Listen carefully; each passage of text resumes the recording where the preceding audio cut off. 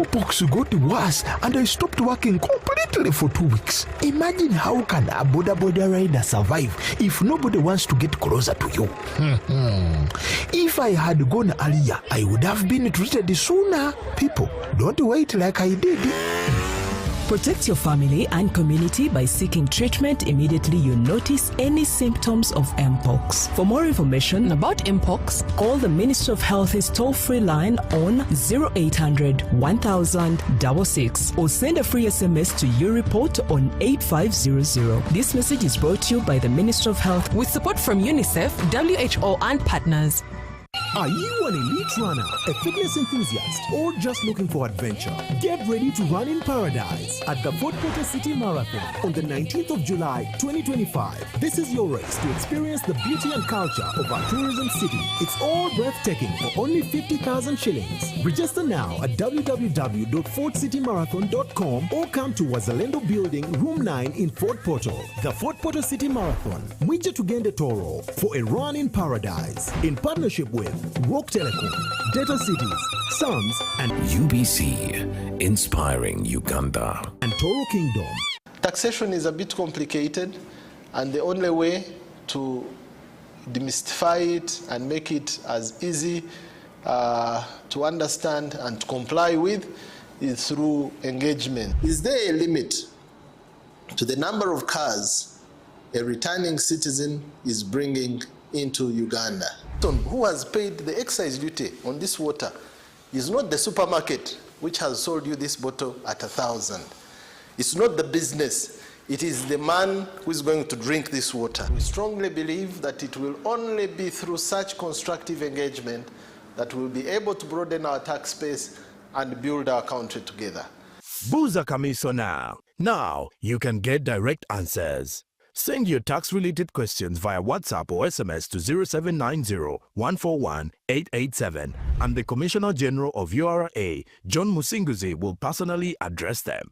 Tune in to UBC News Tonight every Monday and Wednesday for expert insights and clear explanations. Buza Commissioner. Hello, Kampala, Uganda. In response to the national call of strengthening the traffic security, Good Products Group HGO brand has officially launched the Rider Selection Campaign. Registration is now open. Visit www.riders.hgo.com. Complete your registration now for a chance to win exciting prizes including motorcycles, exclusive HGO gift boxes, and official rider vests, all while promoting safe riding awareness. This is how to participate. Pay the registration fee, invite 3 friends to form a team of 4, and your registration fee will instantly be refunded. Begin your journey of honor today. Don't miss this opportunity. Join the challenge, promote road safety, and become a pioneer rider. For details, visit the official Good Products website at www.hgo.com or call toll-free 0800-335-555 or visit our offices at Kingdom Kampala 3rd floor to register now and win prizes worth millions.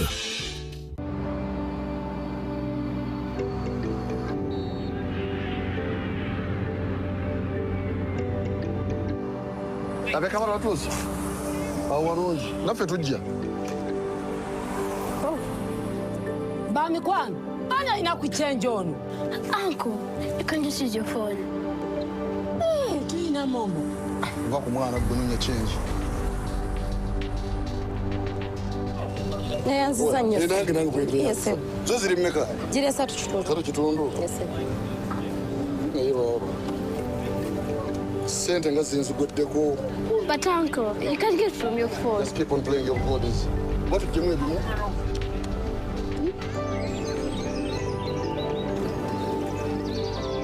Mweba rotegeka. Nze no bola bankoye. Mva kumacha ndi mu shopping. Juma jangu ambe ku munno mutikule ebintu. Muri mutya?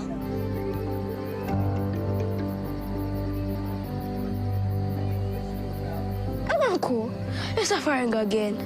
Can you can put it on your phone and make money?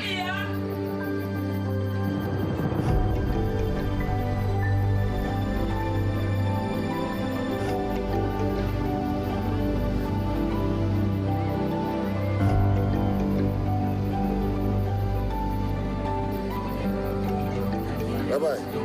No sorry, don't. What does all walk? Aye. for Barama. This, and from was Charwao, but Jajamongo. I got your situation here. Kandete kando. Hey. Wait, I got Kutambura. When the water told her. Saying I don't know, no coming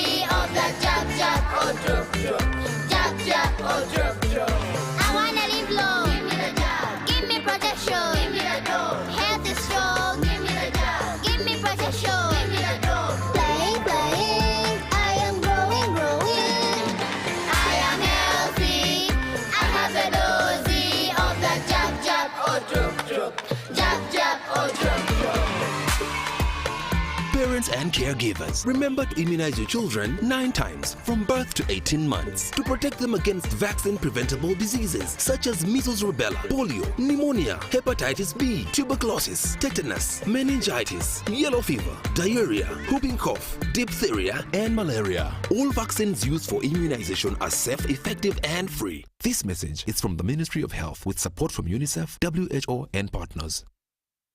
This August, Africa gathers again. The passion, the pride, the beautiful game. It's CHAN 2025. And the heart of the action, Uganda, the Pearl of Africa stands ready. Not just with a world-class stadium, but with open arms for every African nation. Nambole and its floodlights are already welcoming. From Kampala to Karamoja, our stadium is set. The pitch is perfect, the stage is built, and the spirit of Uganda is unmatched. Come feel the rhythm, taste the warmth, and witness hospitality like no other. Uganda welcomes all of Africa for a CHAN like never before. CHAN 2025. Unity, passion, victory. And it's all happening right here in Uganda. Don't just watch history. Be part of it.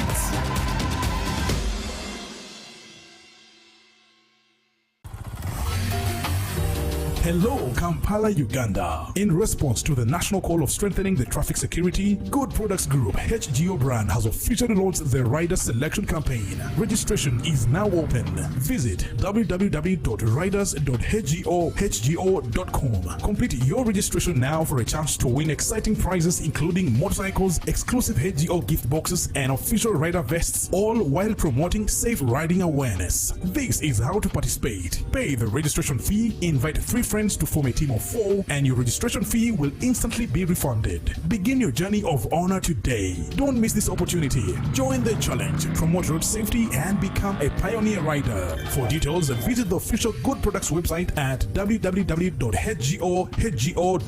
or call toll-free 0800-335-555 or visit our offices at Kingdom Kampala 3rd floor to register now and win prizes worth millions. In a nation hungry for truth, a world where every story matters, there exists a beacon of trust and reliability. For decades, they've been our voice and our window to the world, holding the mirror of our history. With 4 TV stations and 11 radio channels spanning 27 languages, they stand as guardians of information, defenders of truth. With Mascari Heritage Advantage, they uphold every citizen's right to reliable and free information. Their archive stories shaped our past and illuminate our present. Yet now, as new challenges arise and the world evolves, their mission faces its greatest test yet. Be part of our journey and let's navigate the unknown, uncover the untold, and safeguard our future together. Tune into your public broadcaster, for it is the intersection of trust and truth. Because to UBC, Your story, and every voice matters. UBC, inspiring Uganda. 107.3 Kampala, 96.9 Mbale, 95.7 Jinja, 98.6 Soroti. You are all covered. UBC Mutego.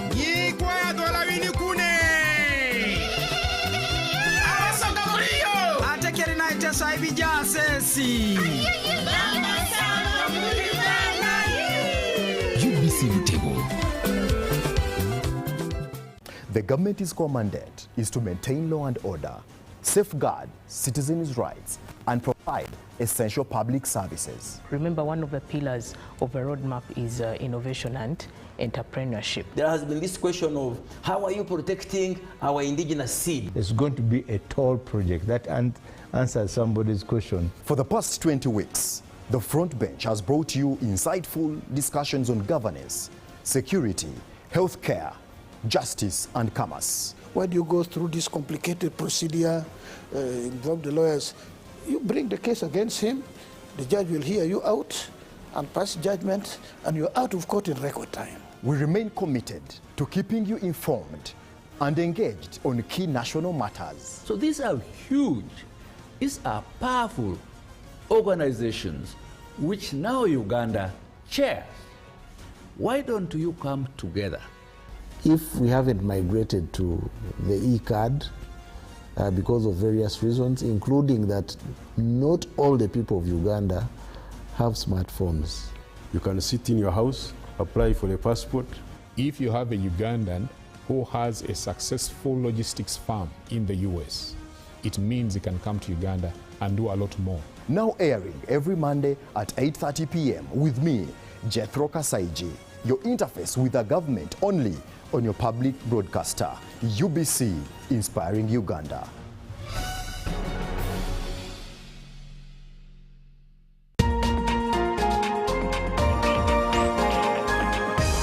One-on-one with Michael Jordan Lukomwa. A weekly face-to-face conversation focusing on accountability, inspiration, information, and sensitization of the public from the various sources such as inspirational profiles. Having a disability is not inability. Professional guidance. There is no special antiretroviral therapy that is given specifically for discordant couples. And of course, politics. Don't you see anywhere that you would give a credit in the fight against COVID? My role as the owner of the country is not to, be preoccupied by giving credit to my servant. We have said that if we are to talk to General Museveni, there must be certain conditions in place. Is it true that you paid 5 million shillings to MPs that voted for Anita Monga and Tayebo? That is laughable. Why would we pay when we have nominated them as SEC? Every party has been represented in Uganda's parliament for 10 years. We only by one MP. You yourself and my daughter, Susan. Every Friday 9 p.m. it's one-on-one with Michael Jordan Lukomwa on UBC TV, inspiring Uganda. Buri munya-Uganda nayitinga amakuru marungi. UBC West eyina amakuru marungi kandi agari kwesigwa. Rero za program zayo ziri omu Runyakitara hamwe n'Orufumbira. UBC West eyine tekinologiya ey'omurembe eri kugibasisa kwika omu bicweka byona omu ihanga nangu n'aheeru y'eihanga. Tukwatire aha frequencies Kisoro 97.7 Fama, Kalari 93.7 Fama, Hoima 99.1 Fama, Kampala.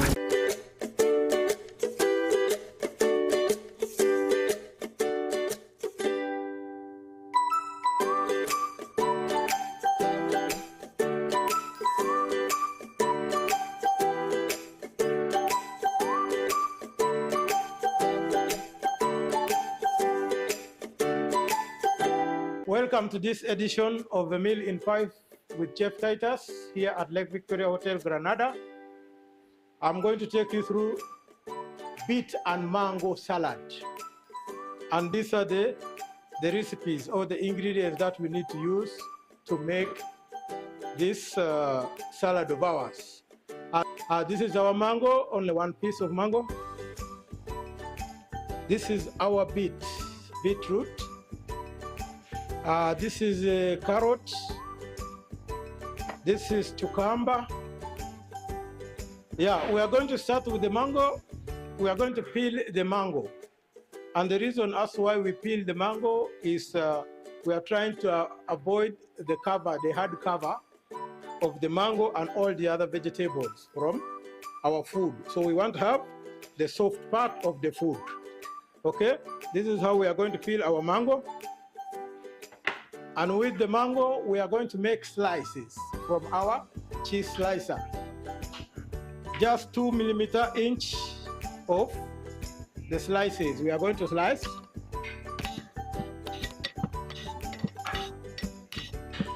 The same applies with our carrot. We are going to slice our carrot also. We are also going to slice the cucumber. We are going to slice our cheese.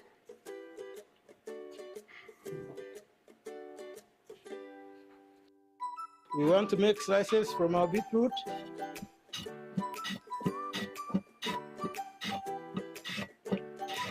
So we are going to arrange our sliced vegetables like here.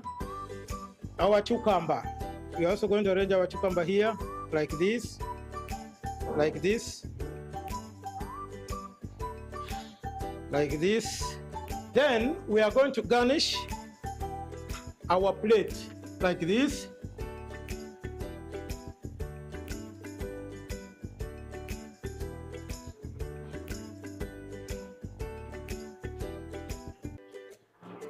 So that's our garnish of our salad today. Then we are going to use this cutter to bring in the shape into our salad. We are going to use this to cut the shape, the exact shape that we need, like this. So we put in the center. Remember our mango? Then we cut our cucumber also in the center. Then we come with our carrots. Carrot gives us also another layer of the salad. Then we are going to finish it with the tomato.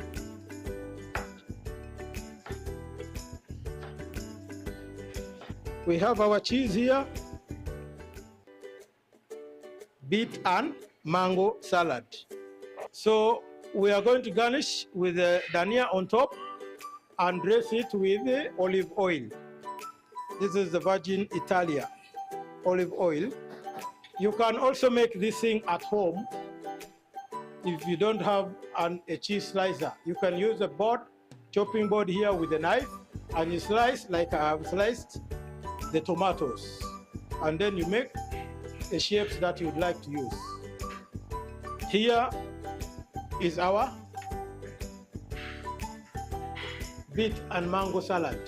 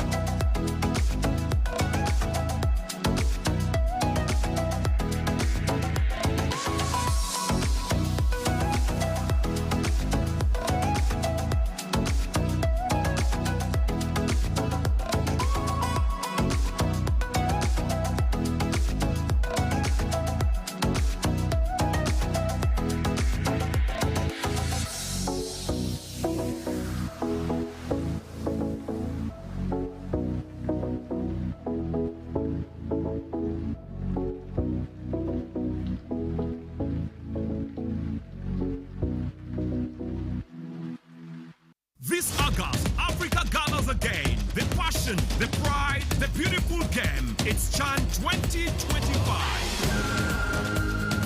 And the heart of the action, Uganda, the Pearl of Africa stands ready, not just with a world-class stadium, but with open arms for every African nation. Nambole and its floodlights are already welcoming. From Kampala to Karamoja, our stadium is set.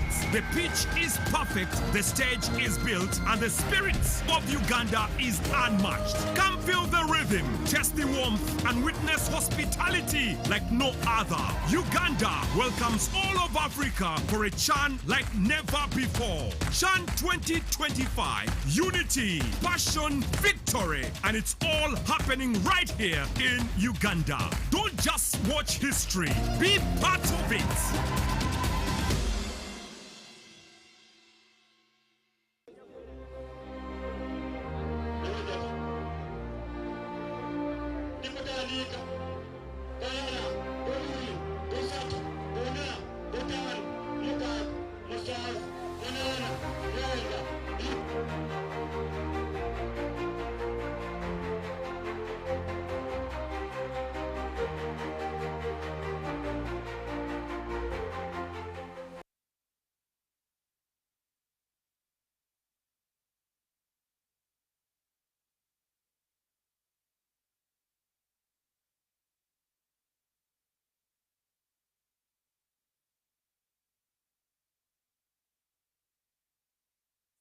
Live coverage. This is your national broadcaster, and we are still continuing with the NRM party primaries as national broadcasters. My name is Patricia Lukoma Mpango, and of course, in just a while, we will be sharing a bit of dialogue with my colleague here, Brian Biarohanga. As I welcome him, you can join me. Welcome, Brian. Thank you, Patricia. Thank you so much for being part of the team. As we all know, the D-Day is today, and by this time, I think every viewer right now who has tuned in since morning knows that it is the day that the NRM party is holding party primaries for the direct parliamentary seats, and then also the women MP seats. And of course, this is happening across the 360, it's a 360 coverage. Yes, yes, and this is happening in 72,000 villages. 72,000 yes, villages. And of course, this is to determine the candidates for 2026 general elections. Yes, please. And of course, elections have been conducted on village level. So far, so good. Yes, there have been minority areas where they've determined a bit of violence, but the majority, the elections have been running a bit smoothly. And of course, we're here to avail them the updates as they unfold. Yes, please. So thank you very much. I know you're one of the reporters, and you've always been covering some of these issues, the political issues. Yeah. And how do you feel about the ongoing elections, the primaries? What would be your take? First of all, I want to bring to your attention that regardless of the violence, with the latest in Remiaga, then also in Rengo, where one person lost their life, this is a process that takes on people that are going to go into Parliament on the NRM ticket, and when people are choosing such candidates, there is a lot of zeal, and then also when you look at the chairman of the Electoral Commission of Dr. Tango yes, Dr. Tango Doi, the NRM Electoral Commission, he has given out several warnings to places that are known, that have always been known for violence, and that is Remiaga, then there was in Rengo, like I said.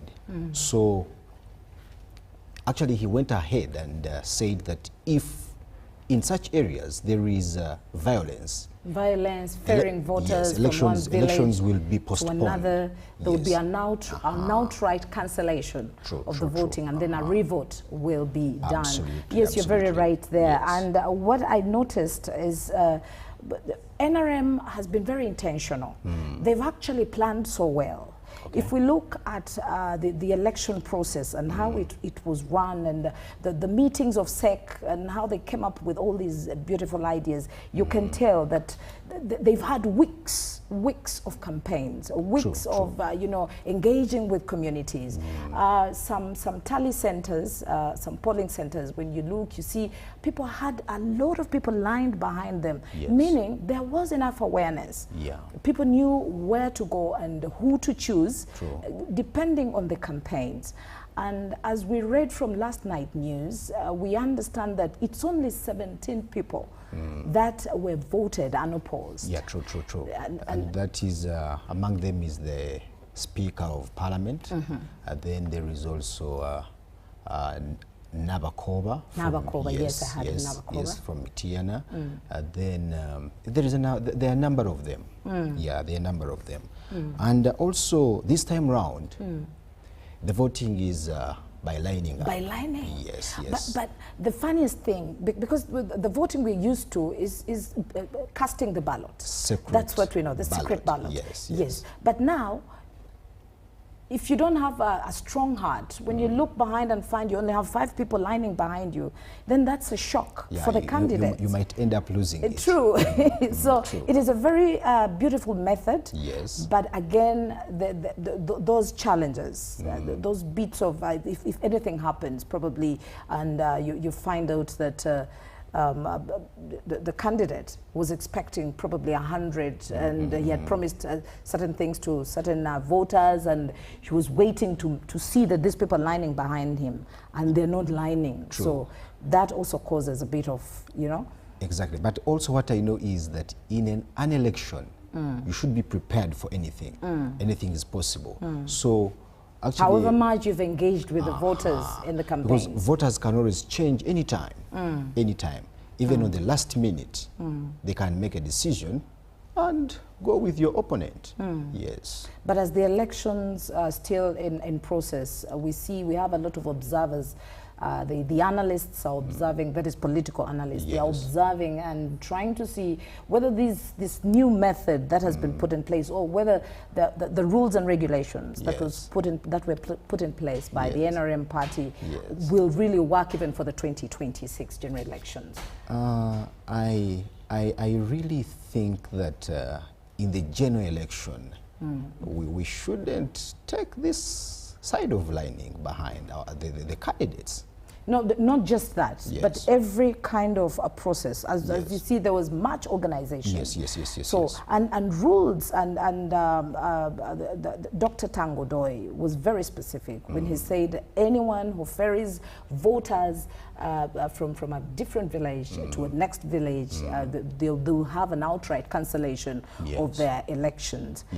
And what I'm trying to say is that it's not just about lining up behind the candidates. The whole preparation process. It makes sense if we carried some of that into the 2026 general elections. I think that would be a great idea. Like you said, that an election is a process, and a process comes in from when someone picks nomination papers, then brings them back to be nominated, then finally they go for to their primaries, and after their primaries, then they are given a card ticket, a party ticket. Then after they go to the elections, and then after the results are declared. And this time round, the final results of the NRM parliamentary elections are going to be announced at the district. At the district, there are going to be tally centers, and that's where the final results which is are far going. different from the previous Absolutely. Yes. So the interesting thing is that why I keep saying that the NRM is very intentional and very organized is the fact that if you look at some of the declarations from the Secretariat, and that is Honorable Richard Todwong. Yes. He explained, but because a lot of people were saying, no, we won't be able to make it, and then the primary date is going to be changed, but then he emphasized and said, no, by tomorrow at 10 a.m., everything will be prepared. The declaration forms, the staff, the electro materials, everything is going to be prepared by 10 a.m. And we know that truly what he said came to pass. Yeah, and something that is so fundamental is that your name, whoever is voting, right must now, be registered. Must be registered. If you're not registered, in the you're not NRM allowed. voters register, not with the Electoral Commission's register, but with the NRM register. Yes, yes. And the interesting thing, I was reading, as I was doing my research, I was reading, they're saying that in areas like Karamoja, because of the nomadic pastoralism, these people are supposed to vote as early as 9 o'clock. Yes. From 9 to 11 o'clock, they will not be at the tally centers. True. Why? Because these people want to go and graze their cattle, and some of them even cross over to Nairobi, to Kenya, to be able to feed their cattle and their livestock. So it was very interesting that now whoever is involved, if you're a candidate, you must be there ready to have your voters stand behind you by 9 o'clock. True. So that was very interesting. Indeed, it was interesting. And what I can tell you is that both the NRM, the members of the NRM and the leadership at the Secretariat, this time round, at least they have not, they have been moving in tandem. Yes, because when Tango Doi comes out and issues directives, you know, these the candidates known to be breached. True. They have been following. So if this is also kept up to 2016, the 2026, yes, 2026 general elections, that would make a lot of meaning. Yes. Now, in terms of security, by news time yesterday, we had known that different towns had security operatives, non-uniformed and uniformed ones, roaming around towns, just making sure that there's good security for the next polling day. True. And some of the areas that are very sensitive, the key hotspots, are areas like Remiaga, Isingiro, Sembabule, Ruchiga. Yes. Yeah, but we didn't hear a lot of incidences in those areas. Only Remiaga. That's where there was a bit of clash. And we saw a clash of exchanging words between Theodore and Rashande. And Rashande. Yes, and it wasn't just between Theodore and Rashande. There was also another woman, a woman MP candidate that was also complaining about Rashande. So we hope that the Electoral Commission is watching vigilantly, and they should spot out some of these areas. They are watching, and I think because he said anything that will breach the rules and regulations, it will be an outright cancellation and a revote will be made. So basically that's what yes. Now this election is happening in all villages, like we said, the 72,000 villages across the country. Yes, and the polling stations are strictly at every NRM branch or village. Yes, and of course, like we said earlier on, there are unopposed who came through. Yeah, something that we had left out is that all registers that have been used during this process are all new registers. Yes.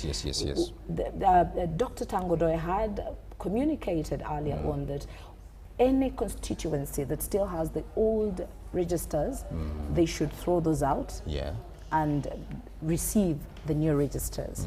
So basically, and that was very beautiful. That's why I keep on insisting that they were very organized. But then in the areas of updates, violence erupted in some minority areas, but majority areas like is it Mitoma, We saw the election going smoothly. So smoothly. Yes, Security was tight. Voters were very calm. Yeah. Everything was working on well. And we hope we carry on this spirit into 2026 general elections. Yes. And we also heard that Rukunjiri district security had been tightened, but they were complaining that they didn't have what are those? They're called the polling agents. The polling agents. Yeah, they were not in place Yes. by the time of voting. Okay. They weren't present. So those are some of the issues that the Electoral Commission should look into and probably be able to rectify to prepare ourselves for 2026 general elections. Indeed. So I think like you said that the NRM Electoral Commission has done a good job this time very around. prepared. Yes. So that shows you that when you prepare things early enough, the outcome is always good. And Dr. Tango Doi, we applaud you for that. Yes. And the NRM Secretariat. Yes, at plot 10. Very interesting. Yeah. So now, I think we have to give maybe some we of can the run them updates. through how the running order runs Yes. at the polling stations. Now, on the polling day, the timeline and activities are as follows. Voters coverage at the venue, and of course we all know that voting started at 10 a.m. and how does it start? There's reading of names to ascertain who exactly is on the register and who is not written in the register. Yes. And this goes up to 10:45 a.m.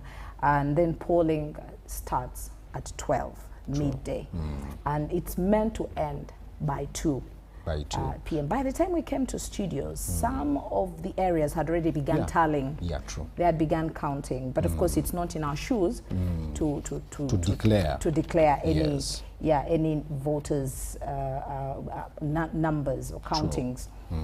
And then what happens next is the presiding officer asks the candidates, all the agents, to stand in a horizontal line with at least 2 meters separating each candidate and agent. I think, as you can see, that there's a meter there between the candidates. Each voter, there's a bit of space between the next voter and the next voter. And then there's a crisscross of lines by voters after counting of votes has started. And of course, this crisscross means that no movement is allowed as they begin to count. You don't cross over. I want to go to the loose. No, it's not allowed. And then the event, in that event, a candidate's line is long, and the presiding officer shall ask voters to make a U-line, yes, in order to fit in the space. Why? Because if the space is minimal, then it will make a curve. It will definitely make a curve, and that means there's need for cooperation between those that are voting, the candidates, and of course also the Electoral Commission. Earlier on when I was somewhere, someone was asking me that I've seen students lining up, and I told them that these are 18 years and above. Yes, so anyone who is 18 years and above is eligible. Yes, yeah, is eligible to vote. To vote, yes. True.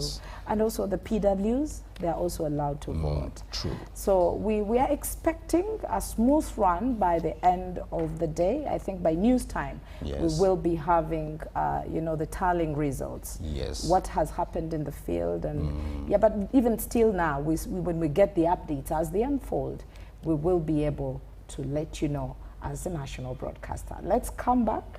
Let's take a short break.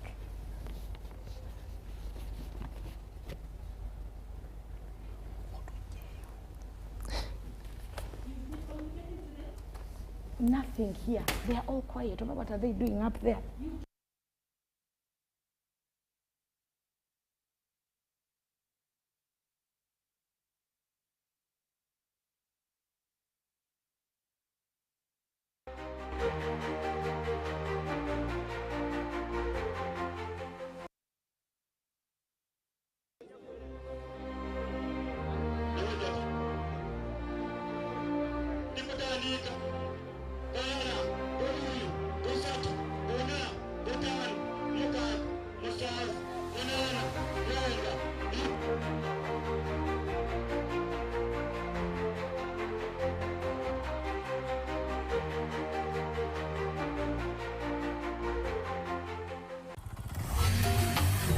Hello, Kampala, Uganda. In response to the national call of strengthening the traffic security, Good Products Group HGO brand has officially launched the Rider Selection Campaign. Registration is now open.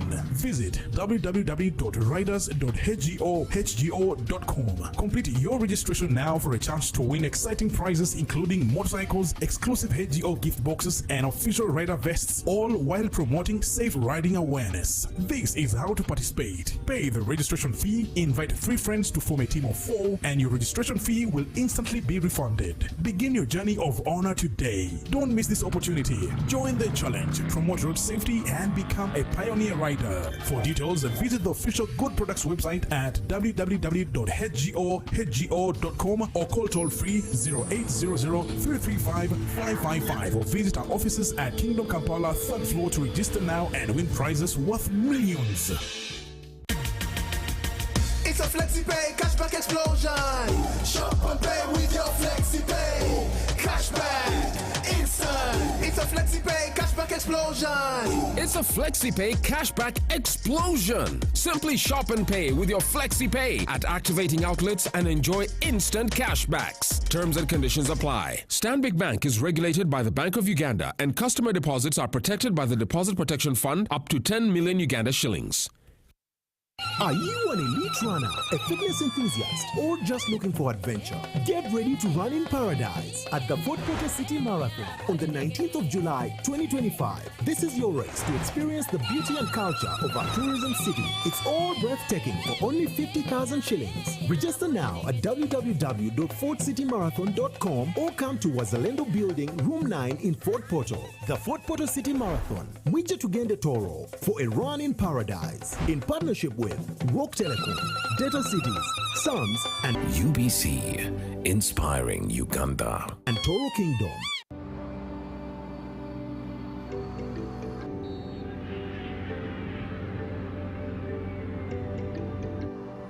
Abeka bana tuzi. Awarunji. Naffe tujja. Oh. Bami kwangu. Anya inakuchange ono. Uncle, you can just use your phone.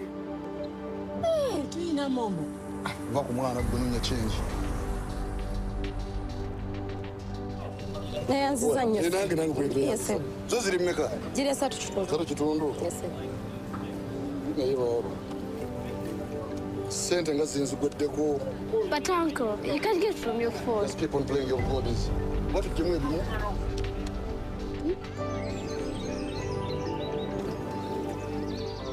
Mweba rutegeka. Nze no bora bankoye. Va ku macha ndi mu shopping. Juma jangu yambe ku munnu mutikule ebintu. Muri mutya?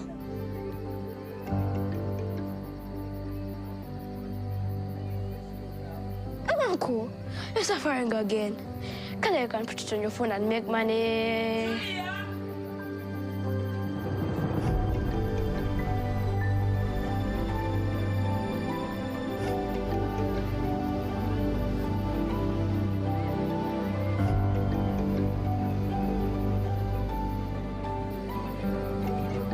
Bye-bye. Monsuri do mutima. Ndazo kwagara. Naye. Thanks for coming. Bit, enkombo wazichari wawo. Jajja mwongereko. Bayagala nnyo olwombo lw'ekinyeebwa. Kandete kando. Tewetaaga kutambula. Gwe ne bw'otuula. Tubeere mu nzikiza. Senga n'atuma olina okugumiikiriza.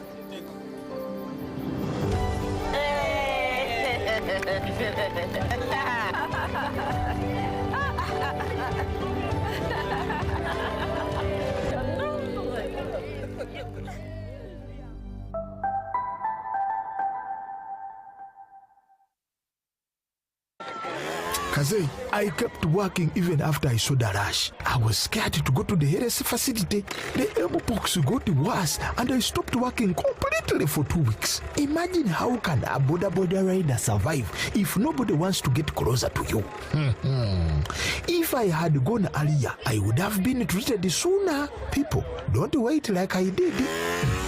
Protect your family and community by seeking treatment immediately you notice any symptoms of Mpox. For more information about Mpox, call the Ministry of Health's toll-free line on 0800 1066 or send a free SMS to your report on 8500. This message is brought to you by the Ministry of Health with support from UNICEF, WHO and partners.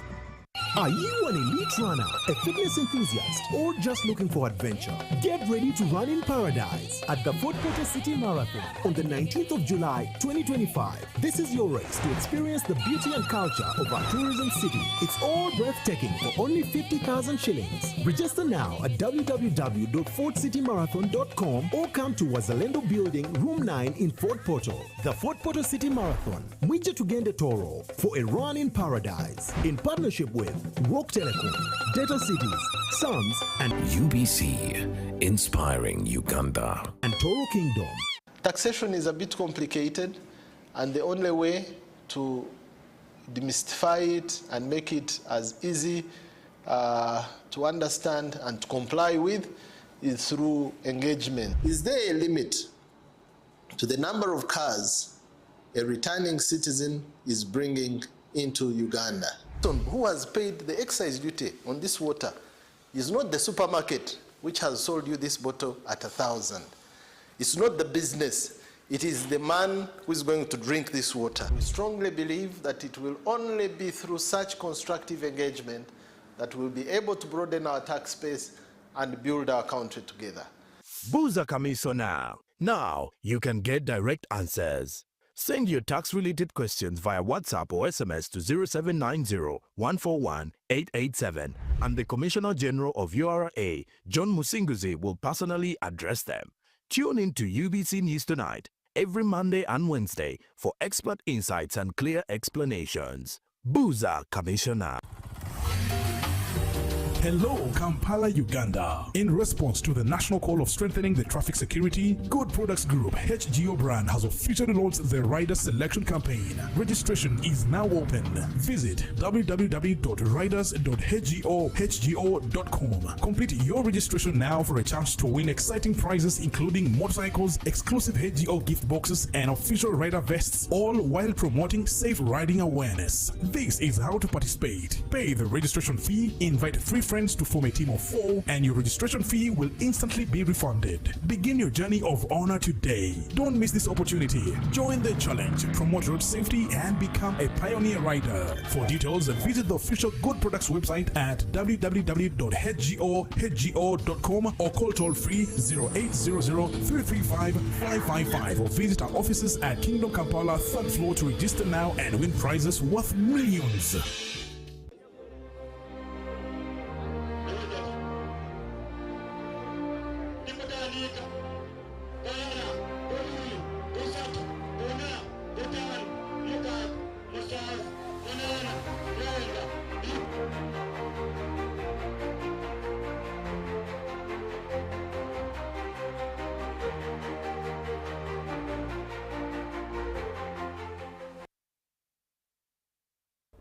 Live on a national broadcaster, Uganda Broadcasting Corporation, a 360 live coverage on NRM party primaries. It's me, Patricia, still with you, and we still are going on with the party primaries. And next now we're going to be having conversations still on the same. And in studios I'm joined by the Program Manager of Anti-Corruption Coalition of Uganda. She's none other than Christine Biringiro. Thank you. Thank you. Thank you very much. I'm being very careful and, pronouncing every letter in its right form. Yeah, true. Well, thank you so much for joining us. Thank you for having me here, and a good afternoon to all our viewers out there. I'm glad I can be here to discuss matters of national importance, really. The D-date has already taken process. Yes. So basically we've been having voting right from 10 a.m. as it was stipulated by Dr. Tangodoy and also the Secretariat. And some of the things that we were told would happen during the day we understand that those have manifested already. But now there's a very important issue in the area of corruption and commercialization in the area of politics. In the area of influencing politics, we see during campaigns, candidates are promising things, they are offering giveaways for a vote. So before we get into that, give us an overview on how you see the happenings right now with the NRM party primaries. What's your take? Yeah, thank you. I know you've been following. Yes, yes, I have, and I think largely they are going on well, peaceful. Only that there are those spots or hot spots for violence that you know have had violence over the years. You know, talk about Rwemiyaga. You have people dying. I think you know there was a lot of violence and vocal clashes. And clashes, yes. And some have failed to do the joint campaigning that they had proposed. For one reason or another, but largely, I think by and large, they are going on well.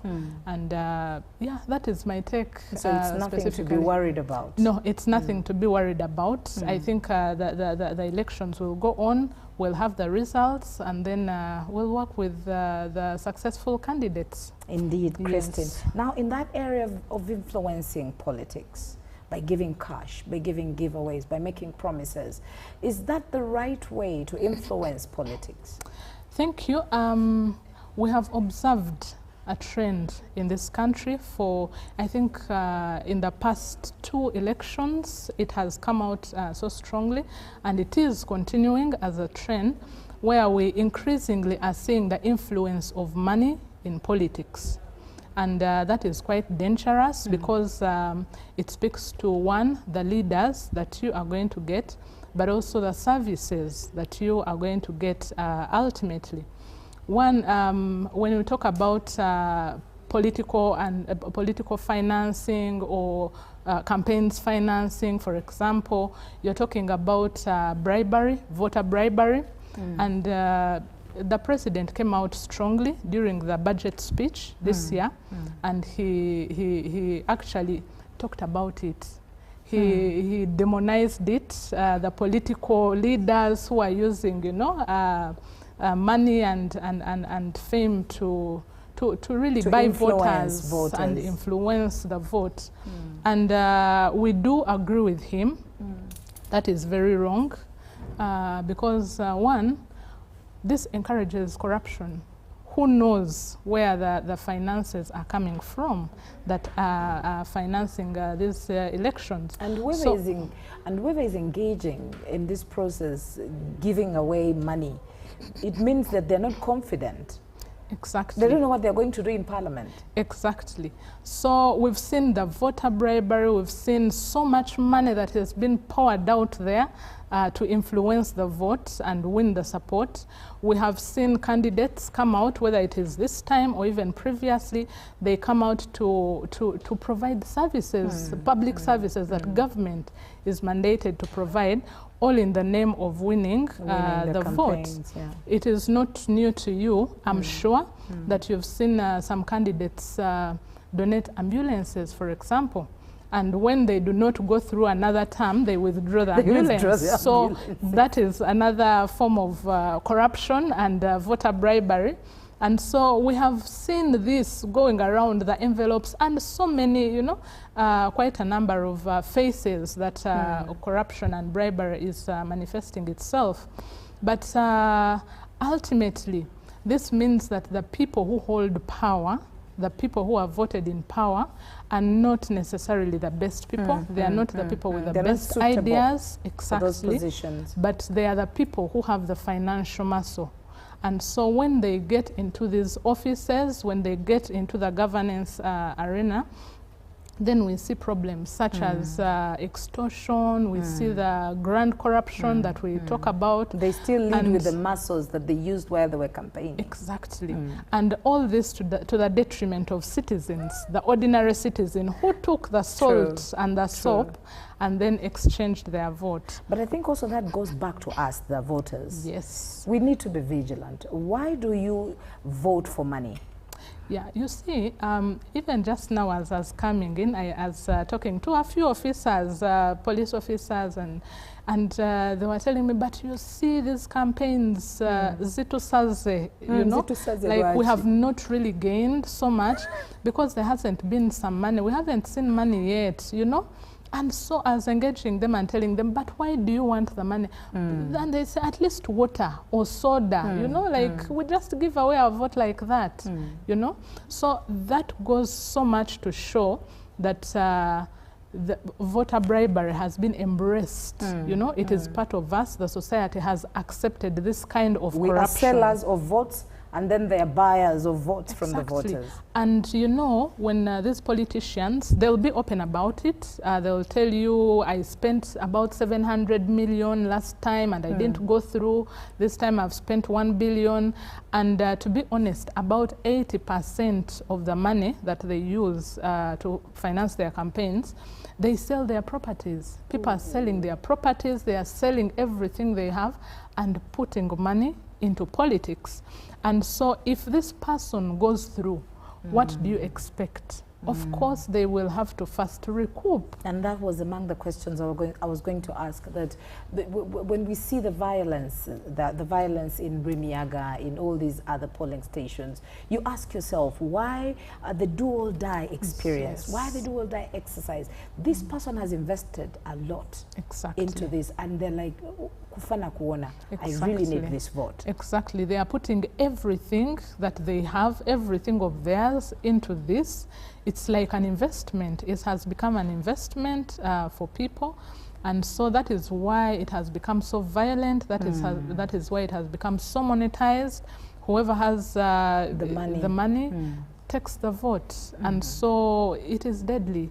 It is deadly, it is not desirable. But do we have those minority cases where people are winning because of their good works, because their testimonies to their candidature, the previous terms, they've shown something into those constituencies, and people can really testify that, yeah, the honorable this, honorable that, honorable the other, they've really done something for our constituency. Do we have those minority cases? Yes, I will tell you that they are there. I will not point them out, but I'll tell you that they are there. There are some constituencies where even if you come with so much money, they know their person, they know what they are capable of, they know the principles of this that this person stands for, what they want, and they have seen what the person can do, and so you cannot divert them.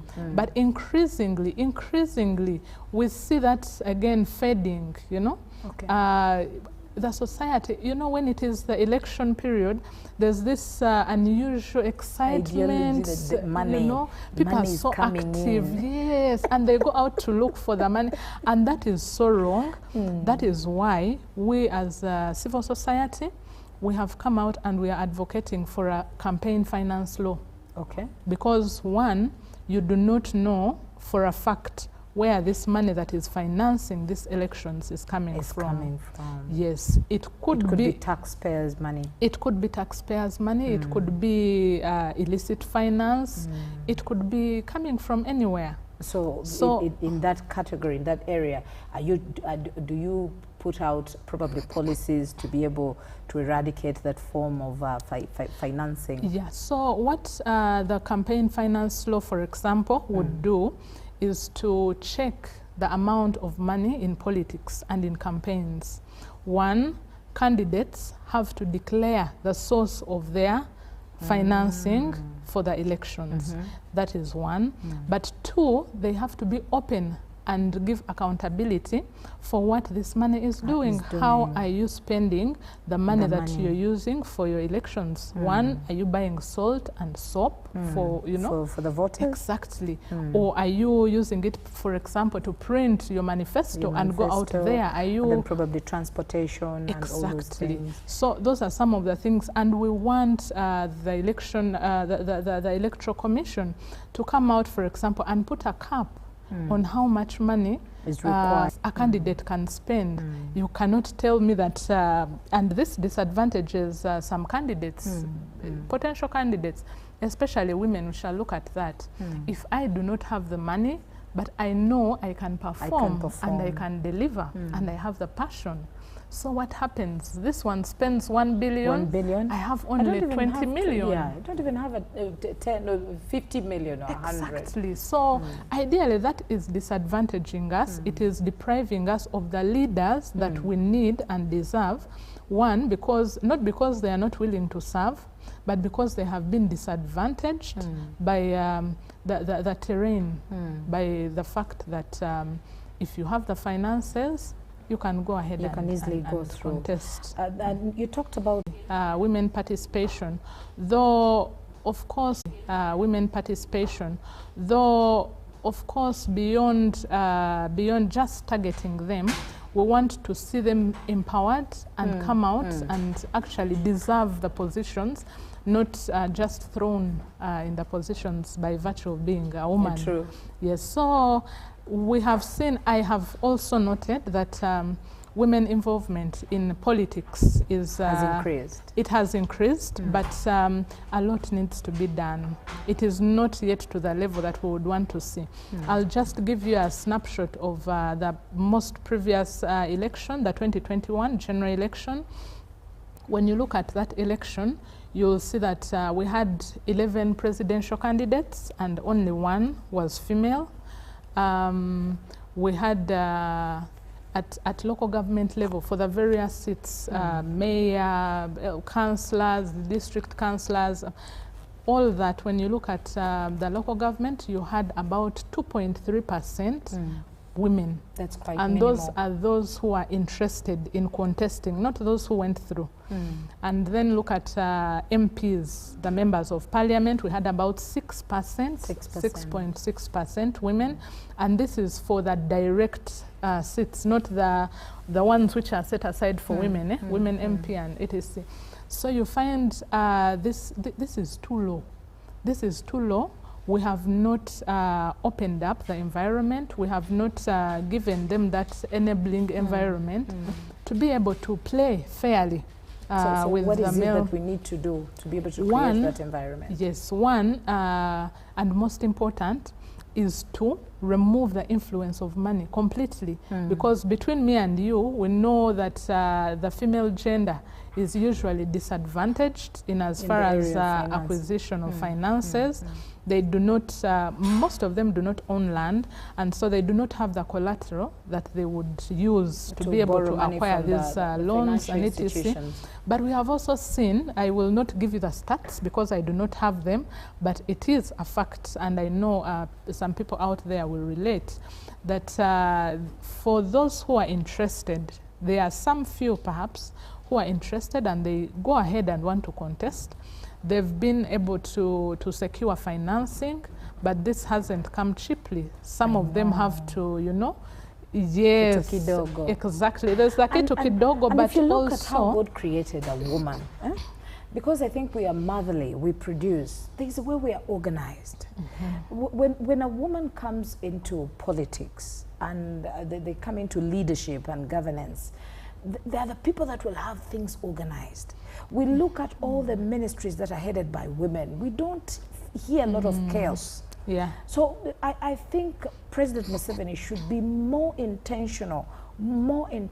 Yes, he has done a lot, but now we see that there is more needed to see that we create awareness so that these women come out and come out boldly. Oh yes. Because this is a society where men are dominant. They've dominated the politics. And some of us, they threaten us because some of them, they have the money, they have the bodyguards, and they're like, wait, you shut up, you understand.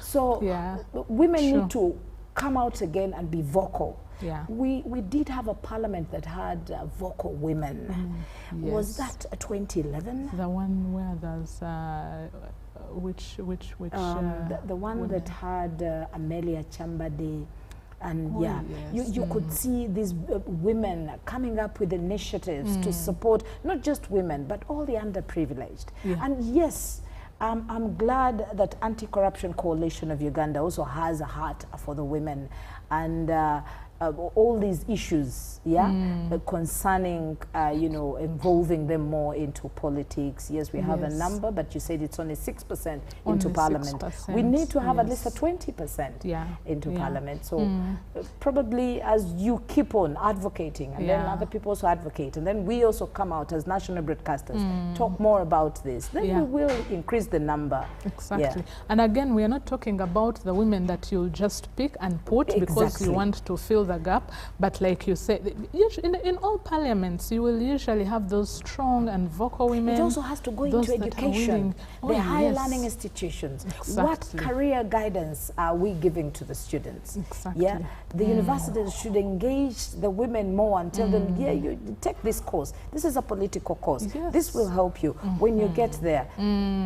Yeah, but that is lacking largely in our institutions of learning. Beyond just providing for the affirmative actions, the marks that will enable the woman to, or the girl child to go to the next level, we don't see the intentionality that government is coming out perhaps to support, to build the capacity of the women and to guide them. So all that is lacking. Again, I think the rampant trainings are more in tailoring, the skilling part of it. So of course, and we're talking about women, and we see some of the pictures there on the screen, having women involvement into politics. We have there Aisha Nabulu Mafabi, Sironko, woman member of parliament. She was voted unopposed. And then we also have Hajat Mensa Kavanda. This woman is very hardworking. She also was voted unopposed in the NRM primaries, but of course she awaits the battle to battle it out with the opposition. And then Judith Nabakova. This time around, she has gone through again. She's unopposed in the NRM primaries, and that is Mitiana District Woman MP. But of course, there have been a lot of testimonies about Nabakova in Mitiana. Women say this woman has done great wonders. And then our very own Aneta Monge, Bukedea District Woman Member of Parliament. Of course, she's the Speaker of our Parliament, the current Speaker. And probably when she gets into Parliament again, she will take again the seat of Speaker of Parliament. And then Lira City Woman Member of Parliament, Jen Roth Acheng. She has done well the health sector. She has done a great job. And of course, she also went in unopposed due to her work. There's evidence. Some people can testify that some of these candidates that want to be re-voted have done something in our in our country. And that goes to each and every woman who wants to step into politics. We can emulate these women. We can know how, to handle things. Yes. When you have a role model, because you see they're all strong women, they don't look like women that would engage in violence. Imagine if, they had an opponent and they are throwing around money, they are willing to guard their vote. I don't see any of those women, getting up and engaging in such fights and also vocally clashing with their, Exactly. And that's why we need a level playing ground. We need a fair playing ground so that we can have the leaders that we need and the leaders that we deserve. But it's a long way to get there. Oh yeah, it's quite a long way. It's a journey. But we will get there. If we do have advocates, we have the national broadcasters, we have every individual getting involved in this, we will definitely get there at some point. Now, priority areas in the NRM manifesto. Okay.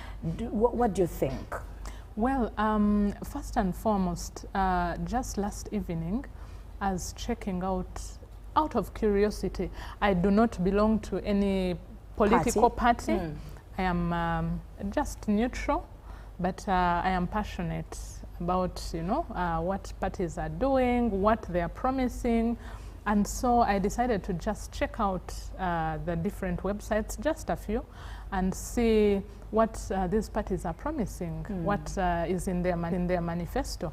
And I was actually surprised. For all the parties I checked out their websites, they do not have manifestos on their websites. Yes, it is only the NRM Even party. the greatest opposer? Yes, actually I first went to the NOP because you usually want to first go to, So I checked out the NOP website and I was disappointed. I did not see any of their manifestos there. There's no manifesto. They have a vision, a mission and values, but they do not have a manifesto. I checked the ANT website and there is no manifesto uploaded there. I checked out the NRM website. Of course, there was a manifesto. And now, this goes to all the political parties. Yeah, for the NRM, thank you. Maybe, perhaps, it could be attributed to the fact that it is the ruling party, and they have so much. Their website was so rich with what they have done and etc. But they have a manifesto that runs through from 2021 up to 2026. And so, as an ordinary citizen that wants to go out there and vote, and these parties are seeking my vote, I will first want to look at what are you promising me. So when I look at the website, something it tells basic, me a lot. The website it says a lot. so much because even as they go out there in the rallies and they are, calling upon people, selling to them what they should expect, not everyone is going to go to those rallies. There are people who are busy, they're in offices, they are, there's that. And I think also political observers, if they would want to gauge and see who is really doing right, exactly, they'll definitely run to the, not just social media, but website speaks a lot. Exactly. And so, probably they're not just updating these things. Maybe they've put their priorities somewhere else. At a time like this, there need to be updates, probably even daily updates on the website. So I was disappointed. And the website's active? Are they really active yes, or some dormant? of them, no, some of them are active, but they do not have so much. But the basic document you would find, at least on each of these websites, should be a manifesto. So this is basically my plea to opposition and all political parties. Please have your manifesto on your website, because that is the document that is going to sell you. That's the document that is going to sell you, perhaps. And this is what is going to speak to the ordinary person. And so if I want to look at, what I expect in most of these manifestos, I know some of them might have them, but they haven't put them out there. I expect that they are aligned first and foremost to our national development priorities, because if you are Ugandan and you're moving in sync with us, you should know that now we have entered into the NDP4 implementation, and so I would expect that these various manifesto are aligned to this 5-year development plan. And of course, that's a tip. Oh yeah, that's a tip. For probably they can go in there and try to update. Yes, it could be presented in a different way, but there are some key things. I want to see strategies on how you're going to fight corruption. We want to see strategies on how you're going to fight the high levels of unemployment, and quite a number of other priorities that we have. But many of us can agree to disagree. Really, NRM is very organized. They are very organized. It's not just because they're the ruling party. They've been here for some time. So perhaps, practice makes perfect. Practice makes perfect, but yes. A tree that produces mango fruits can never produce olive. Can never produce avocado. That is true. So basically, we've known our tree for many years, and we've always seen the mangoes come out. So we do not expect anything less than mangoes. Yeah, they are organized, but they also are prone to some of these, the violence. But I guess that is now individual. Some of those things you can control so much, but you cannot control individual behavior. You cannot control, people's thinking. And of course, that takes us back to the other issue that we talked about when we had just started, that corruption. Using money to influence politics. Exactly. These people come into politics with different motives. They're not here to help us. Yes, definitely. They're not here to advocate for the people. Definitely. Yeah, but you can mark with a scorecard. You can mark a few of those, candidates that really have the heart for Ugandans, that have the heart for the citizens. And it is unfortunate that people have sent these people out, the politicians, they have gone out there, they see what they have done, and then they come back and they send them back, and you keep wondering. They send the same people back. When they are there, they are complaining, these people are corrupt. When we send them to, for example, Kujikwatako, for them they say Tojikwatako. So, in other words, they are complaining that these are not representing us, our interests, but somehow now they the question back. would be, you ask the voters, Exactly. who chose them? So I think it will take us back to the Electoral Commission, the voter, and also the candidates. We should join hands and work together to see that we do something right. But like I said, it's going to be a long journey. Oh yeah, even creating awareness. Now, we should also incorporate politics more vigilantly into the universities, into the secondary level. The people should know, as we get into elections, now I'm 18, what am I voting? Yeah. Who should I vote for? Whoever gives me a bottle of soda, is that the right candidate? Or there should be evidence that this person is able to support, this person is able to help. And where do we find this? How do we recognize that these people are really going to support us? Because some of them are new candidates. They may speak so well, they may have the charisma, but now the issue is in the implementation. Exactly. So now that is also something that we need to consider. That is true, and unfortunately our society has been robbed of all the values, most of the values really. The fabric, the very fabric of society has, you know, been wasted. See, in our children, right from primary school, secondary school, they seem, you know, they have been corrupted. Their young minds and small minds have already been corrupted. You know, they'll expect something. Society has made it, you know, like a general rule. And it's very funny, an even acceptable in practice. school campaigns. Exactly. Even in school campaigns, the candidates are told to ask for money from the parents. Exactly, and the parents give the money. They give. Actually, the parents are the ones now who tell them, no, you stand, I'm going to support you. They do the rest, you know. There's a school, someone was telling me, it's a primary school, primary 1 up to P7, and the head girl was in P4. And we were wondering, you mean all you P7 girls, P6, there's no one that could take on the mantle? And they said, no, that one had the money. The money? So what do you expect? Exactly. When she grows in politics, she'll definitely have to do the same practice. Yeah, exactly. And so that kills our whole governance system. And we can't, I know we all sometimes say we have nothing to do with politics, we are not going to be involved in the campaigns. But you know, you cannot delink politics from governance in this country. Politics influences so much the governance, it influences the service delivery, it influences everything. We no longer have the technical experts running this country. It is the politicians who are running the country. If whether it is acquisition of loans and finances, whether it is allocation of these finances, managing, implementing, talk about it. It is the politicians. So the role of politics in this country cannot be undermined. True. Yeah. So we go back to the NRM manifesto. We've seen them do a lot of things: the implementation of wealth creation, the MIOGAs, the PDM. We know that if we elect them again into Parliament, to elect them as again the leading, the ruling party, we should be expecting some of those benefits to continue. Besides, of course, I know in the manifesto there will be infrastructure, issues like infrastructure,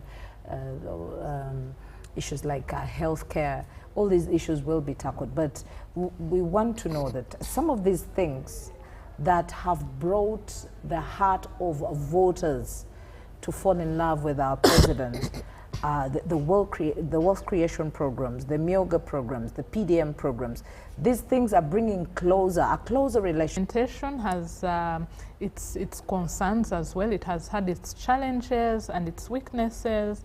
And sometimes it's not to be blamed, of course, for example, on the president, because you have quite a number of chains, you know, there are processes, there are people that are involved and are supposed to do whatever they do. But by and large, these are good programs. The implementation sometimes has failed us. Some have not even been evaluated so that we can pick lessons and inform future programming, but also implementation. Right now, as we speak, the darling, of course, is the PDM, which is anticipated to deliver. In fact, I thought that probably for the candidates to go through as NRM flag bearers, I thought that that would be one of the qualifications. How has your constituency performed in the area of PDM? Because that's the biscuit right now. Exactly, and that's what I was talking about. The program is good. The strategy is good, but the implementation. And these people who are supposed to implement, to oversee and to monitor and ensure that the end deliveries, because the money leaves for constituencies. Exactly. But now the planning there is a where the money disappears. Exactly. And again, something about perhaps as we evaluate, and I expect that we shall at some point evaluate the PDM and inform, you know, future programming, but also implementation. I think we also need to keep in mind the contexts, because the way PDM is implemented is the same across board, across regions, and you know, you have 100 million going to each of the parishes, irrespective of, you know, your context, your special needs and etc. I was in Nabilatuk sometime earlier last month. And what came out was quite interesting. So the people were saying, how can you expect PDM to work for us when you're giving this 1 million to a household with the children that do not have shoes? They can't even go to the next, you know, school, or the household does not even have a meal. They don't have a meal. And you expect them to come out and use that money productively. And so these are some of the things that we should keep in mind.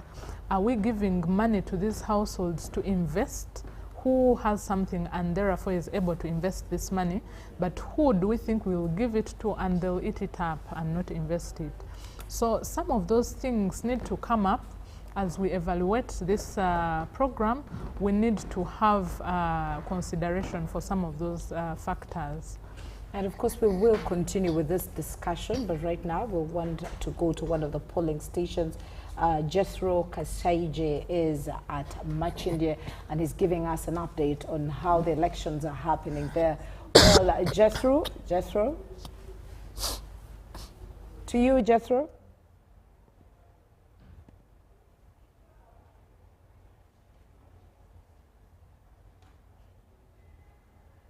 India, where we've found quite a very, very heavy deployment. But of course, I do have the RCC of this place who will be painting for us a picture why the heavy deployment. But since morning so far, the situation has been really calm. That is from my perspective, because we have visited different tally centers, of course, polling stations rather. But also remember, we have that is Makindye East and Makindye West, and of course we do have contestants there in Makindye East. We do have Wobusinje Elijah. We also do have Judith Nwabeine, Okoth Charles, and Kabandiza Shafiq. That is in Makindye East. While in Makindye West, we do have Ronald Tugume, we do have Ramutunda Patrick, we do have Hillary Katandikwa Hillary, we do have Keita Doreen Kagabi. Now, whoever is watching UBC right now, allow me engage the RCC of this place, who is going to be giving us. The election went on very, very well.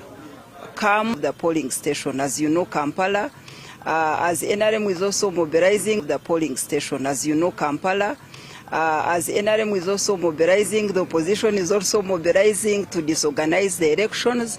But however, the opposition is also mobilizing to disorganize the elections. But however, through our planning meeting we had yesterday, the heavy deployments were well done. Police has been on ground, UPDF, Tokola. They were very heavy deployments to make sure that nobody disorganizes our election. So far, I think we are getting good progress. Military is here, police is here, everybody is actually here. And they have used our offices here, being that the NRM of anything can disorganizing the counting. So, and here we have military, we have police near here, so we decided to bring the tally center at my office so that people can be well protected. And they are counting, so we expect in a few minutes or hours from now, we shall know those that have gone through. So I think we are keeping our ears, our eyes to see what comes out of it. And I want to tell Ugandans that all those who will go through, we request the president, and we know our president of Uganda will support those NRM flag bearers that will go through. So I have no doubt, I think Makindye, we are very safe, and I want to thank UBC, the management, for really supporting us and making us also be seen in UTV station. Honorable, residents of Makindye actually, and those who are passing by, may actually think that something mega might be going to take place at this very particular time. Do you think the heavy deployment that you have done in this very particular place might scare off probably some polling agents, those who are coming here to testify, to see what exactly is going to be coming out on the final day? No, not really, because at the tally center we expect very few people to be here.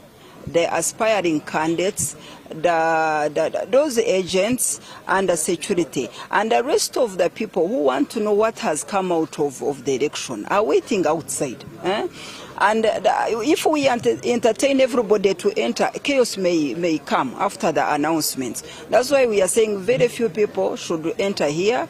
We wait what comes out of the elections. And two, I have requested security.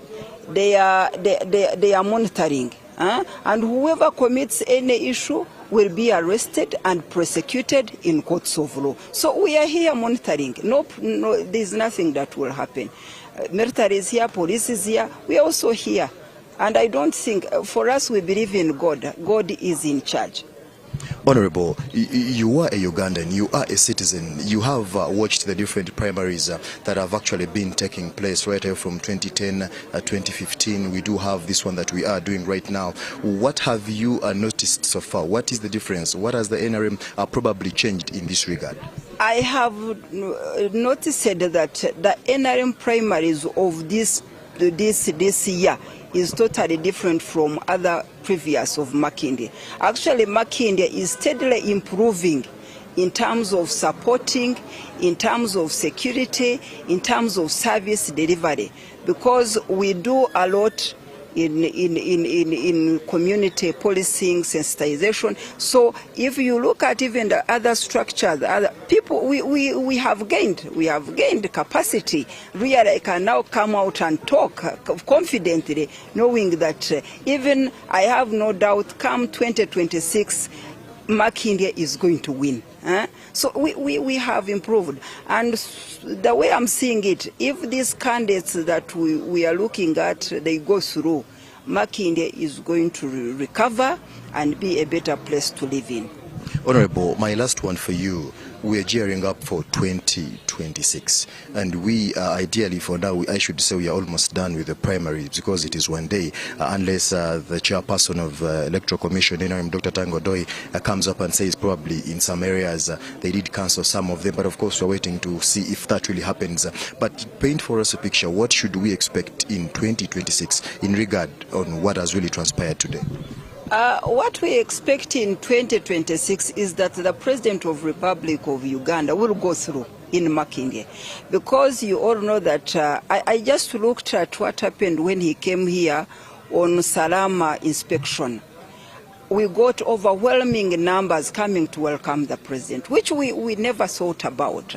And actually, if I can tell you through UBC, people love the president even more than these people. When even I was interacting with people, Nebangamba, no, for us, we are waiting to vote for the president. We may not participate in these other elections. So it means really people have trust in the president, and from the security briefs and intelligence, it shows that we are gaining capacity, we are gaining votes. So I have no doubt. If I'm still here in Makindye, I have to score. Because my target is that come 2026, the president of Uganda has to go through as our sole candidate. Your names once again, as I let you go. I want to thank UBC and the management. Nashemeza Caroline are my names, and I'm the Deputy Resident City Commissioner, Makindye Division. Thank you so much, and God bless you.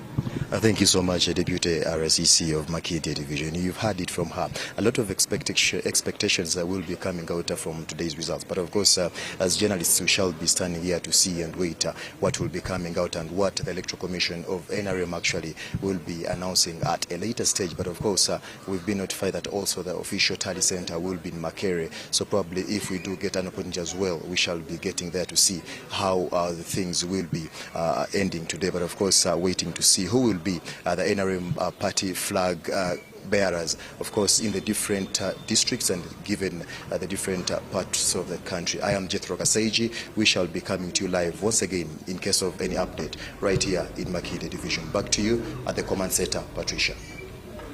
Well, that was our very own Jethro Kaseiji in Makindye there, and he was speaking to the RSCC Makindye Division. Thank you very much there, Jethro, for giving us that update. And as we continue in our discussion, of course, we're still continuing with the constituency MP and parliamentary seats for the women representatives to Parliament, but also, again, the seat for candidature. So what's your take from the view of the RSCC of Makindye Division there? Yeah, so when the RSCC was speaking, there's something that I actually picked and I was keen about. She talked about the leaders, that if the leaders that they are voting, that they have presented, go through, they anticipate and they expect to see services improve. And indeed, she says they have seen a difference. They have seen service delivery improve. And that reminded me, or that went to confirm that you're as good as the leaders you send out there. And then it also reminded me that with these elections, the leaders who give you money and you vote them into power, we have seen that they will have sold their all and gone into political office. So now the job is to regain. But when they get there, their job is to regain. And so as Anti-Corruption Coalition, we have been for quite some time campaigning for some measures, especially laws that could make corruption more risky for those who dare to trod that road. And one of the things that we have been campaigning for is the witness protection law. That is one, because we do not have a law in this country that protects witnesses. Okay. So we have quite a number of witnesses. For example, high-level witnesses, highly placed individuals, politicians in this country, and there are witnesses out there. They cannot come out because they fear the repercussions. You go out there and the person sees you and then you're finished. They'll retaliate, they'll come against you. And so while we know in practice there are some measures that are taken by courts, by the DPP and quite a number of institutions to protect these witnesses, we believe we need this to be legislated for. So if we have, and indeed we are going through campaigns, there's a lot of corruption. There are many people seeing quite a number of things that shouldn't be taking place, but they fear to come out because the people that are implicated are well-placed individuals. And so for us to stamp out corruption, we need to protect these witnesses so that we can pick their testimony and be able to catch the corrupt. That is one. But two, we have a proceeds of crime bill that has seemingly failed to see the light of day. And now I'm appealing to the policymakers. We need to have this bill passed into law. One of the things it is focusing on is recovery of the proceeds of corruption. We believe if we are able to recover the proceeds of corruption, we then take away the motivation for the corrupt. Because someone will steal and will be willing to go to jail for as long as they'll come back and find their 20 trillion, you know, they are waiting for them, or they are building their properties that they have invested in. If they know they are still intact, then they will have a reason. They know they'll come back to their money. But if they know that they'll steal and then this property and the 20 billion will not be there waiting for them, and they will also go to jail, then I don't think people will even dare get so much money to invest in elections, because you will know you will not be able to recoup even if you win the election. Even if you go through, you know it is very risky to engage in acts of corruption. So what could be the chance that this witness protection law could go through? Now, really, I'm not a policymaker, I'm not a legislator, but I want to say that the chances are high. One, because we know for a fact that the president has been interested in this law. He's oftentimes talked, you know, he's talked about it, the importance, the need for it. And so, I mean, when you have the support of the Fountain of Honor. Very interesting, Christine. We're going to get back to that discussion when we come back from Mitoma. We do have Aguta Philip in Mitoma, and of course with the Deputy Speaker, Right Honorable Thomas Tayebwa there. We witnessed him you know, vote personally, and so now we're trying to get that update from Mitoma. Philip Aguta, give us that update. How's the feel there in Mitoma?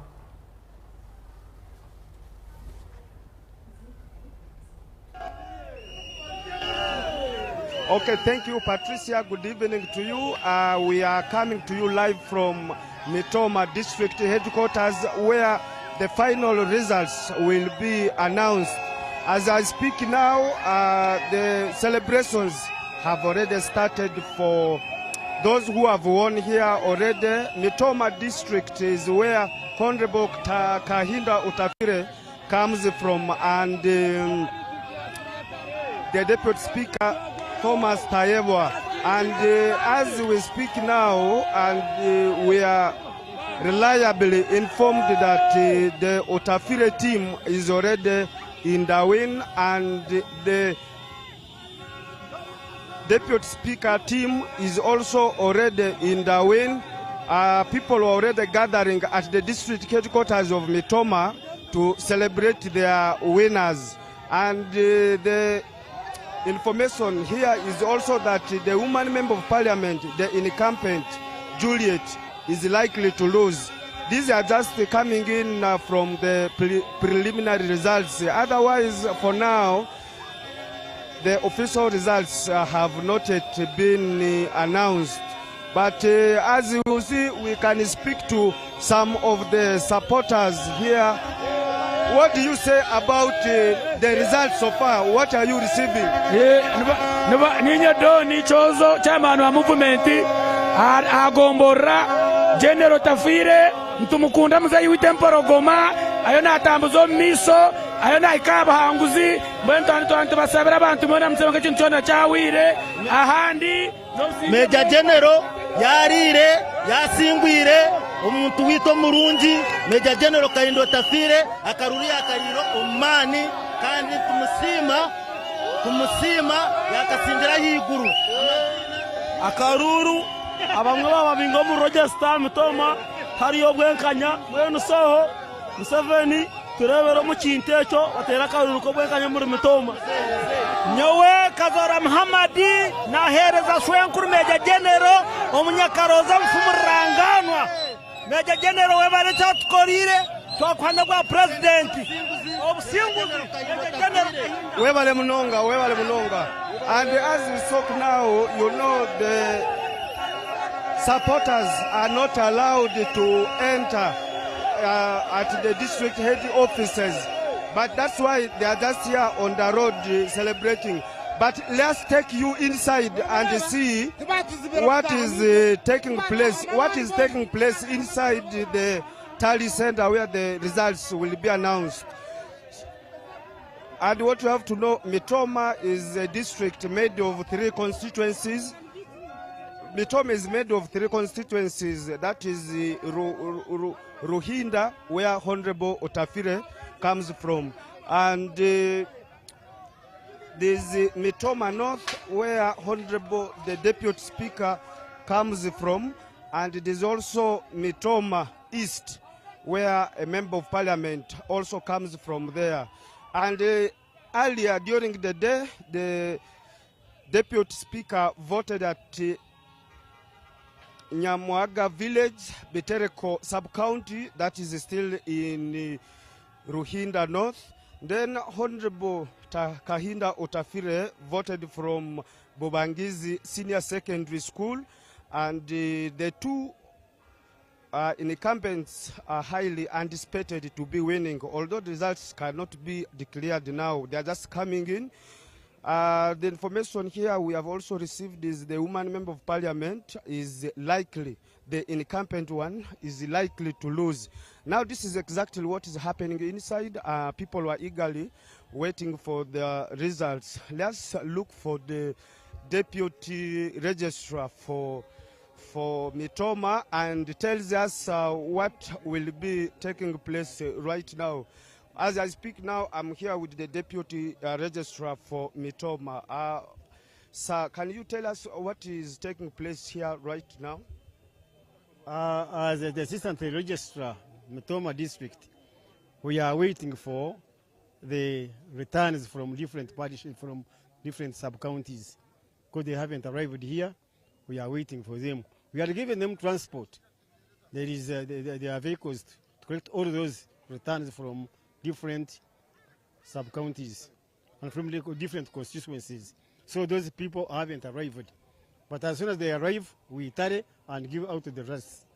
So this is a small district, Mitoma, and you gave them the transport, and this voting has been at the village level. How come that up to this time they are still not yet here? There was a lot of DR forms to fill. For instance, if you take the south, there have been 10 MPs plus 5 women MPs. All those are about 30 forms to be written and to be signed by the village registrars and the agents. So those take time to register. At the same time, as we have been viewing the area, there has been rain going on. So the rain also has caused some delays somewhere, which we have been now calling up, and they say they are coming. Yeah. Okay, so the fans, you have blocked them from entering here. What could have been the problem? The problem we are just facing is one. When you allow them in, we get a lot of noise, a lot of distortion, and others are still coming. So those who are just now celebrating, they should celebrate from outside the gate. This is the tally room where we need only officials invited for this function. So how come that they're already celebrating and yet you have not announced the results? Those have been just receiving the results on their phones. We haven't announced the results. People are just getting on their phones, so we don't know whether they are true or they are false. Whom do you expect, according to what you have been hearing here, who are the leading candidates so far? We can't give you the leading candidates so far because some haven't given us all the results from different villages. Those we have got partial ones. They are not yet here. So I can't just declare that this one is the winning person or not. So I know you are the district deputy registrar. You receive information from all the corners from NRM members. How has been the exercise generally? The exercise generally was fair because we haven't had any problem from any station where this polling has been taking place. We haven't had any problem, and we must thank the security that has been given to us to guard all these things in the villages where they are. So this district has given us a lot of security around. Everywhere there is security. We thank them very much for honoring this function. There are videos circulating on social media portraying that some school children who were putting on a uniform participated in these primaries. Is that allowed for students? We should have received the information on the very time they saw those people in the line, because we are following those who are registered in the vote book. Those who are not supposed to be there by the guidelines given. They say who is not in the register, NRM register yellow book, is not supposed to vote. So you are trying to say even if you are in the registrar and you are putting on uniform, you are free to vote? The question was one. The schools were not closed for this function. So if they were voting from that part, the registrar should have read out the names, and if they read out the names and they found in the register, they are ready to vote. Thank you so much, Mr. Registrar. And that is it, what we have from Mitoma. As all of us, we are still waiting for the results to come in, and they will be announced at the right time. Thank you so much, Patricia.